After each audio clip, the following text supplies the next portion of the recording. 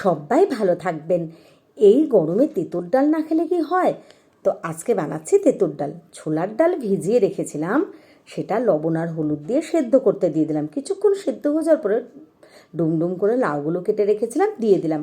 এদিকে আলাদা একটা ফ্রাইং প্যানে গোল গোল করে করলা কেটে রেখেছিলাম, সেগুলো লবণ দিয়ে ভেজে নিচ্ছি। ওদিকে দেখুন ডালটা লাউগুলো কত সুন্দর সেদ্ধ হয়ে গেছে। একটা কড়াইয়ের মধ্যে সর্ষের তেল দিয়ে কালো সর্ষে, রাঁধুনি আর কয়েকটা মেথি, একটা তেজপাতা, দুটো শুকনো লঙ্কা, গ্রেট করা আদা দিয়ে নিলাম। ভালো করে সব মশলাগুলো একসাথে ভেজে নিলাম। কিছুটা ভাজা হয়ে যাওয়ার পরে দিয়ে দিলাম করলা ভাজাগুলো। করলা ভাজাগুলো সব কিছুর সাথে মাখিয়ে এনে দিয়ে দিলাম ডাল আর লাউ সেদ্ধ করা। তারপরে বেশ কিছুক্ষণ স্প্যাচুলাটা দিয়ে নাড়িয়ে নিলাম। ভিডিওটা ভালো লাগলে একটু লাইক কমেন্ট শেয়ার করে দেবেন।